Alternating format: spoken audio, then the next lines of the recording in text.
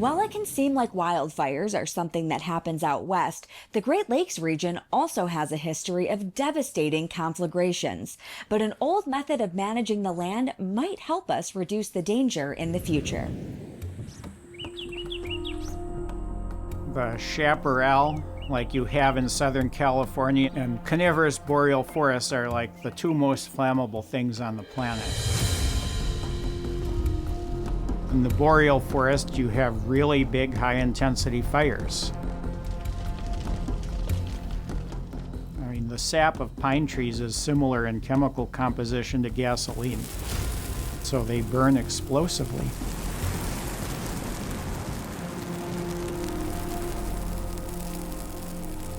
You can't get within a few hundred feet of a high-intensity fire without being killed by the radiant heat.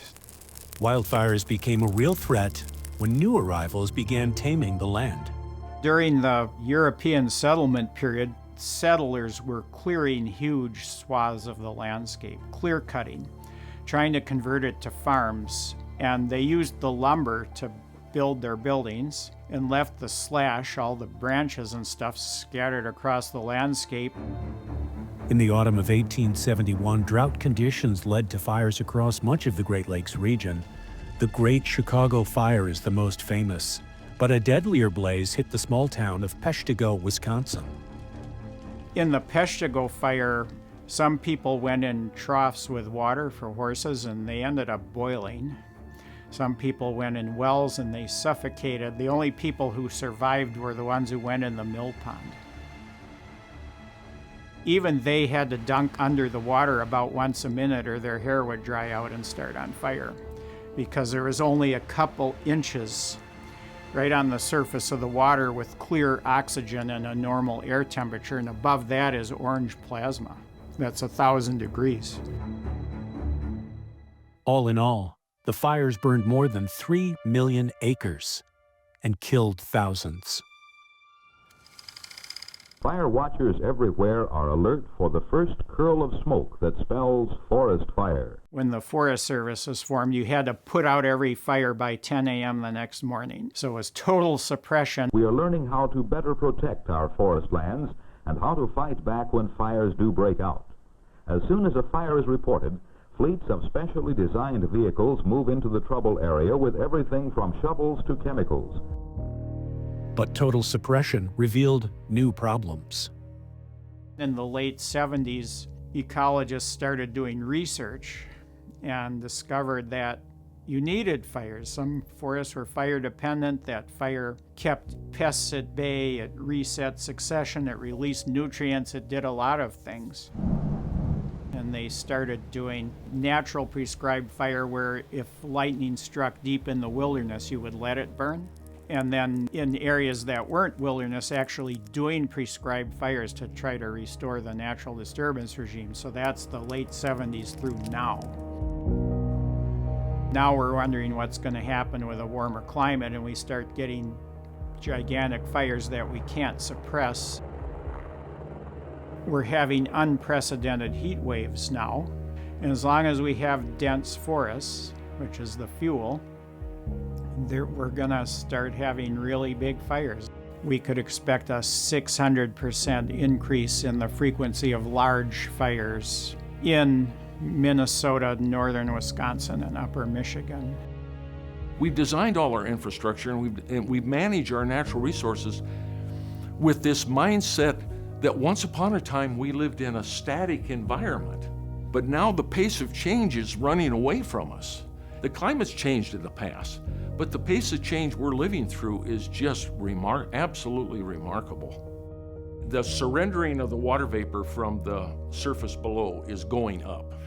It's going up at such an accelerated pace, decade by decade, that as we get into the late summer and the early autumn season, we can suddenly get into drought.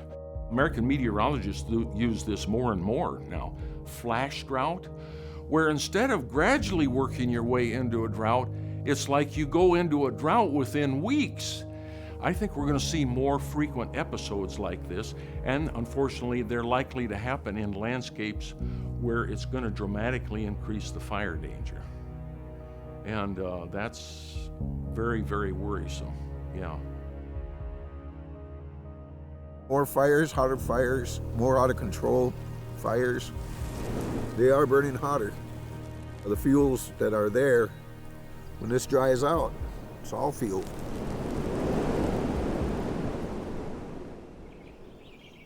The Ojibwe have long recognized the importance of fire in forest management. Buju and Dinaway Maganindudug, Anina Kinawea. My colonial name is Vern Northrup. I'm a retired wildland firefighter, operations specialist. We had used fire in our past, in our history, and we've used it for thousands of years to shape our environment. I lived in both worlds.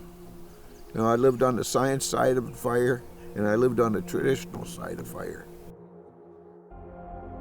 I think that gave me a greater understanding of what cultural needs we have to satisfy to bring that world back to us. Back in the early 90s when I started, you know, we wanted to do more active burning on the reservation. And we are very fortunate here with our council that they gifted us that permission. They told us at the time, you have 1 year to educate the people on the reservation and don't make us take your matches away. They allowed us back then to start burning. We're healing the earth by doing this. Now I've noticed there's more interest in using traditional ecological knowledge to reach that. What we can learn from indigenous forest management is a better job of maintaining biodiversity. We can learn a lot about fire management, how to respond to natural disturbances of all sorts. It gave us everything we needed. Food, shelter, water, medicines, everything. We have to take care of it. If we don't, you know, we're going to lose it.